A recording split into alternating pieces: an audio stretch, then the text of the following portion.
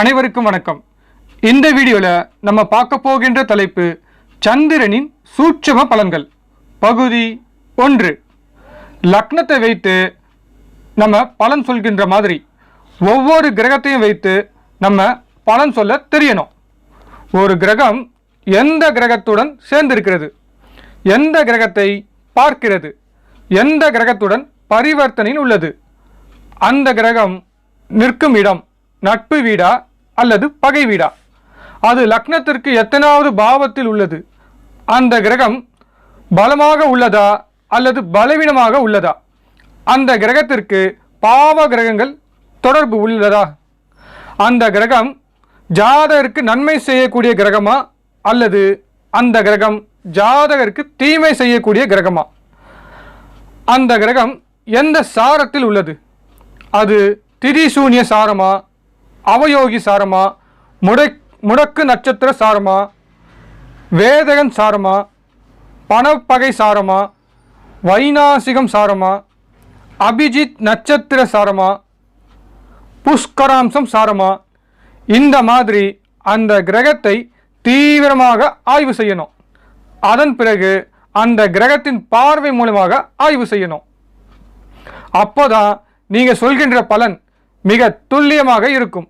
இன்னைக்கு நான் செலக்ட் பண்ணியிருக்க கிரகம் நம்ம மனசுக்காரன் சந்திரன். சந்திரனை வைத்து தான் நான் இன்னைக்கு சூட்சும பலன்களை சொல்லிக் கொடுக்க போகிறேன்.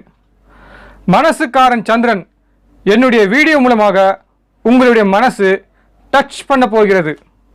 வாங்க வீடியோக்குள் போவோம். சந்திரனின் சூட்சும பலன்களை பார்ப்போம். ஸ்கிரீன்ல தெரிகின்ற ராசி கட்டத்தை பாருங்க. சந்திரனுக்கு மறைவு ஸ்தானத்தில் குரு, கேது, மாந்தி சேர்க்கை இருப்பதால் ஜாதகருக்கு குழந்தை பாக்கியம் இல்லை. உடல்காரன் சந்திரனுக்கு மறைவு ஸ்தானத்தில் இருப்பதால் ஜாதகர் மூலமாக குழந்தை பிறக்காது என்று அர்த்தம். ஓகே, நெக்ஸ்ட் ஸ்கிரீன்ல தெரிகின்ற ராசி கட்டத்தை பாருங்க. மனசுக்காரன் சந்திரனுக்கு மறைவு ஸ்தானத்தில் கலத்திரக்காரர்கள் இருப்பதால் மனசுக்கு பிடிச்ச மாதிரி நல்ல வாழ்க்கை துணை ஜாதகருக்கு அமையாது. ஓகே, நெக்ஸ்ட் ஸ்கிரீன்ல தெரிகின்ற ராசி கட்டத்தை பாருங்க. சந்திரனுக்கு மறைவு ஸ்தானத்தில் சந்திரனுக்கு பகை கிரகங்கள் சுக்கிரன், ராகு இருப்பதால், இதில் பெண் கிரகங்கள் இருப்பதால் ஜாதகருக்கு கேர்ள் ஃப்ரெண்ட் கிடையாது. ஜாதகருக்கு ஒரு கேர்ள் ஃப்ரெண்ட் கூட கிடையாது. ஓகே, நெக்ஸ்ட் ஸ்கிரீன்ல தெரிகின்ற ராசி கட்டத்தை பாருங்க. சந்திரனுக்கு மறைவு ஸ்தானத்தில் சந்திரனுக்கு பகை கிரகங்கள் இருப்பதால் ஜாதகருடைய மனசு பாதிக்கும்படி பல சம்பவங்கள் நடக்கும். ஜாதகருக்கு நோய் ஏற்பட்டு அறுவை சிகிச்சை வரைக்கும் கொண்டு போகும். ஜாதகருக்கு உடல் மூலமாகவும் பாதிப்புண்டு, மனசு மூலமாகவும் பாதிப்புண்டு. மேலும் கேது மேல் எந்த கிரகம் பயணம் செய்தாலும் அந்த கிரகத்தின் காரக மூலமாக ஜாதகருடைய மனசு கடுமையாக பாதிக்கும். ஜாதகருக்கு எளிதில் அவமானமும் ஏற்படும். ஜாதகர் நல்லவராக இருந்தாலும் ஜாதகருக்கு நன்மை நடக்காது. ஓகே, நெக்ஸ்ட் ஸ்கிரீன்ல தெரிகின்ற ராசி கட்டத்தை பாருங்க. சந்திரனுக்கு மறைவு ஸ்தானத்தில் சந்திரனுக்கு நட்பு கிரகங்கள் இருப்பதால் ஜாதகருக்கு நல்ல நண்பர்கள் அமையாது. ஜாதகரை தேடி ஜாதகருடைய ஃப்ரெண்ட்ஸ் வரமாட்டாங்க. ஜாதகருடைய ஃப்ரெண்ட்ஸை தேடி ஜாதகர் போக மாட்டார். ஓகே, நெக்ஸ்ட் ஸ்கிரீன்ல தெரிகின்ற ராசி கட்டத்தை பாருங்க. காலபுருஷனுக்கு 4ஆம் அதிபதி சந்திரன் புஷ்கராம்சம் பாதத்தில் இருந்து லக்னாதிபதியை பார்ப்பதால் ஜாதகருக்கு நல்ல தாயார் அமையும். தாயாருடைய அருமை ஜாதகருக்கு தெரியாது. காலபுருஷனுக்கு 4ஆம் அதிபதி சந்திரனுக்கும் லக்னத்திற்கு 4ஆம் அதிபதி புதனுக்கும் சமசப்தமம் மாந்தி தொடர்பு இருப்பதால் தாயார் சின்ன வயசுல இருந்து வாழ்க்கையில் அதிகம் கஷ்டப்படுவாங்க. 2ஆம் அதிபதி 10ல் இருப்பதால் ஜாதகருடைய வருமானம் தொழில் மூலமாக தான் அமையும். நீர் சம்பந்தமான தொழில் அல்லது உணவு சம்பந்தமான தொழில் அல்லது பயணம் சம்பந்தமான தொழில் இது ஒன்று ஜாதகருக்கு அமையும். ஓகே, நெக்ஸ்ட் ஸ்கிரீனில் தெரிகின்ற ராசி கட்டத்தை பாருங்க.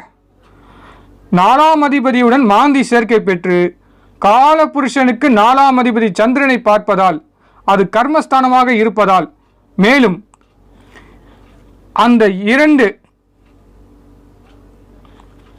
ராசியும் பெண் ராசியாக இருப்பதால் ஜாதகருடைய தாய்வழி உறவில் ஒரு பெண் திருமண வயது தாண்டியும் இன்னும் திருமணமாகாமல் இருப்பாங்க, அல்லது தாய்வழி உறவில் ஒரு பெண் திருமணத்திற்கு பிறகு கணவனுடன் சேர்ந்து வாழாமல் இருப்பாங்க.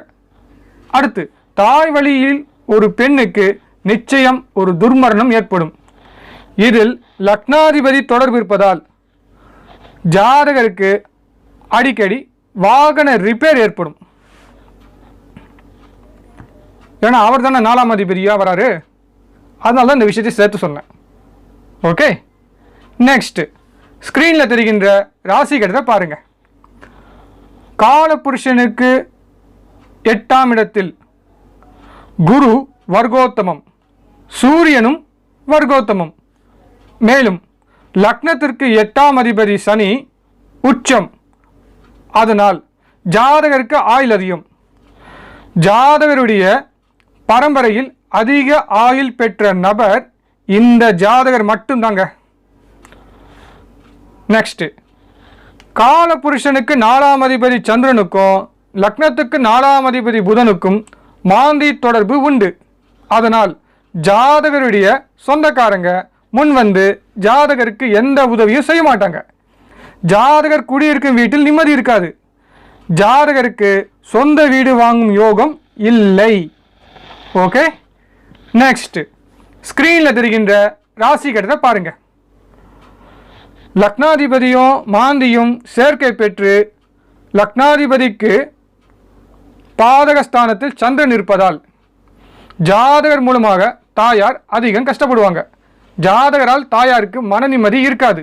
பிரச்சனையும் கவலையும் தாயாருக்கு நிழல் போல பின்தொடரும்.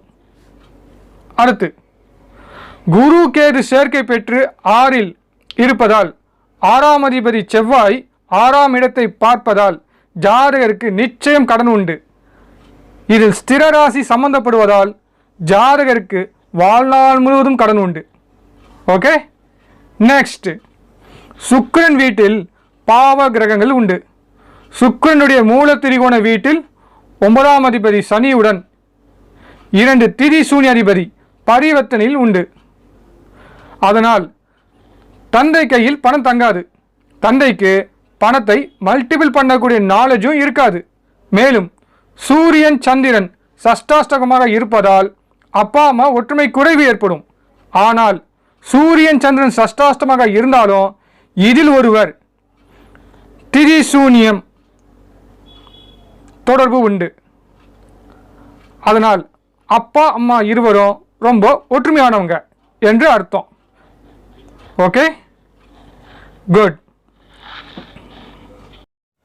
இந்த வீடியோ உங்களுக்கு பிடிச்சிருந்தால் மறக்காம ஒரு லைக் பட்டன் பிரஸ் பண்ணுங்க. ரொம்ப பிடிச்சிருந்தால் உங்களுடைய ஜோதிட நண்பர்களுக்கும் இந்த வீடியோவை ஷேர் பண்ணுங்க. நீங்களும் உங்களுடைய கிளையண்ட்டுக்கு இதே மாதிரி பலன் சொல்லி பழகுங்க. இந்த வீடியோவை பார்த்த அனைத்து ஜோதிட நண்பர்களுக்கு மிக்க நன்றி. இந்த வீடியோ உங்களுக்கு பிடித்திருந்தால் மறக்காம இந்த சேனலை சப்ஸ்கிரைப் பண்ணுங்க. அதை விட ரொம்ப முக்கியம், இந்த சேனலில் இருக்கக்கூடிய ப்ரீவியஸ் வீடியோவை மறக்காமல் பார்க்கவும். உங்களுக்கு தேவையான தலைப்பு நம்ம சேனல்ல அதிகமாக இருக்குது. மீண்டும் வேறொரு தலைப்புடன் விரைவில் சந்திப்போம். உங்கள் அன்பு நண்பன் கார்த்திக் பாபு. நன்றி, வணக்கம்.